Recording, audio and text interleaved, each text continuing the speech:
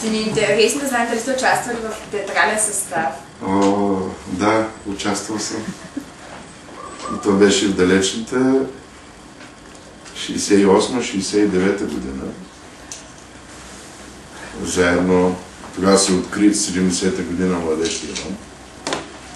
Заедно с театъра, тогава директор на театъра беше един велик режисьор български, Найденов. И създадахме първия средношколски театрален състав, една формула между театъра и Младежкия дом. И поставихме няколко постановки, спомням се една от тях, една пиеса на Виктор Розов, "На добър час" се казва пиесата. По-важното е друго, че от тези състави излязаха и български артисти. Един от тях е много известен, Косо Станев, той беше директор на Разградския театър. Продължава да общува с Шумен. Изобщо Шумен е имал винаги своите млади таланти и аз се радвам, че от това време тази традиция се е съхранила.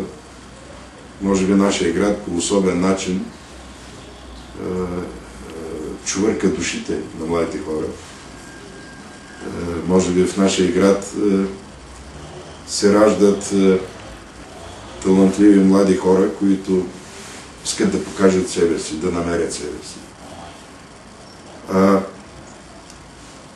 Пиетета към театъра е едно голямо предизвикателство. Това да играеш чуж образ, да играеш характер, да влезеш в него, за да го покажеш. Това не се отдава всеки му, но пък е хубаво, че има такива като вас, които се ангажират с това предизвикателство. И аз така стоя до вас и ви се радвам, именно за това, защото на времето също като вас съм ходил по тази пътечка да търся и да намеря себе си в театралното изкуство. Считате ли, че отношението към театъра се възпитава още в детска възраст или е заложено самото дете? Определено се възпитава. Определено се възпитава и считам, че тук и ние като местна власт и държавата сме длъжници на това. Не под строй да ходите на театрални постановки. Заедно с ръководството на театъра да намерим възможностите за модерни нови поеси, които рисуват днешното време, днешните процеси, интересни за вас постановки.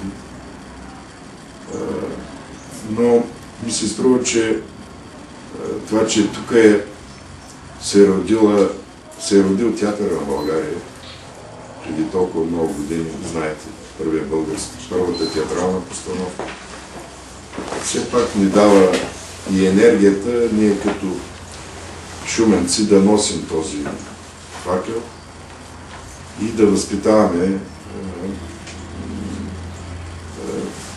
основите, да даваме основите на театралната култура.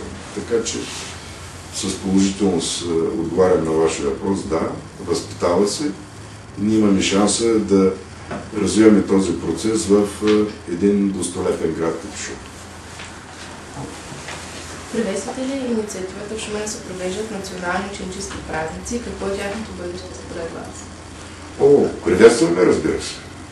И мисля, че заедно с общи усилия трябва да направим хубави тези празници, с много енергия, с много ентусиазъм и типично като шуменци да търсим продължаване на тази инициатива, защото ние, знаете, имаме много традиции в Шумен. Шумен свещенодействаме към традициите.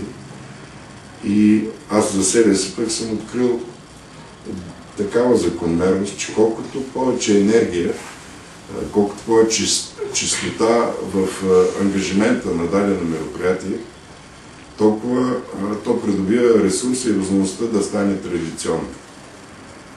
И именно това е предизвикателството на тези празници, да ги направят интересни, хубави, да създадат мощ и енергия и да се надяваме, че те ще продължат като традиционни театрални празници. А как общината подпомага финансово развиването на изкуството като цяло? Понеже сме в условия на криза, ще ви кажа трудно, но не сме се отказали. Тъй като, между прочим, към театралното изкуство и към нашия театър, ние сме общината, която най-много спонсорира дейността на театъра. Смея да кажа, че и към театралните форми и кръжоци и дейността и в училищата също се ползва с активно поведение на общината.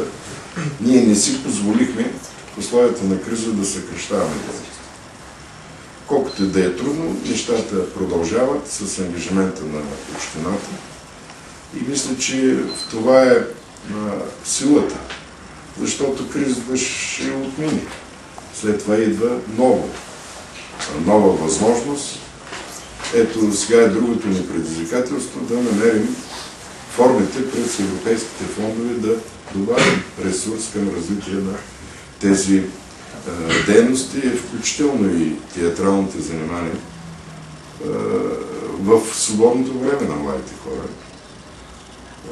Тук се раждат много инициативи. Аз се радвам и на това, че знаете как се роди мажоретните фестивали. Шумен става център на тези дейности. Тоест Шумен има своята енергия и всяко едно ваше усилие сега ще ни помогне и в едно друго предизвикателство, нашата кандидатура за Европейска столица на културата. Защото именно с това многообразие на дейности, на изяви, на форуми културни, ние даваме своите аргументи в тази битка. Някои казват, как така ще се преборите с София? Ние няма да се борим с София. Защото Европа от 2000-та година определя два града за Европейска столица на културата годишно. Един е голям, обикновено европейска столица, а другия е по-малък град. Именно в по-малките градове ние имаме големи шанси. Защото знаете какви сериозни културни празници имаме и за Панчо Владигер в конкурсите, и шуменски театрални празници, и ред други, фестивала на плодородието, карнавала по-точно. Имаме голяма широта на културна изява в нашия град. И затова мисля, че ако добре си подредим усилията, нашата кандидатура ще стои солидно в това състезание. И именно тук затова и благодаря за вашето усилие, защото именно тези празници ще са също елемент от нашите аргументи, когато ги представяме за Шумен като европейска столица на културата. Какво ще пожелаете на всички участници от Шумен и страната, които ще представят своите постановки по време на празниците? Ще им пожелаем много така мощно да приемат предизвикателството, да успеят, надявам се, че са се намерили добри пиеси и постановки. Ще им пожелая да влязат успешно в образите и да се представят добре и да покажат, че всъщност това да играеш успешно като актьор е и проява на културата вътре в теб, на енергията. И затова аз мисля, че и времето, по което ще направите празниците, е изключително предизвикателно, пролет, с много емоции. Нека тези емоции на чистота, на радост да бъдат елемент на театралните празници. Пожелавам успех на всички участници. Благодаря ви много за отделеното време и се надяваме да видим в залата на С удоволствие. театъра на 6 април. Благодаря ви. Успех желая.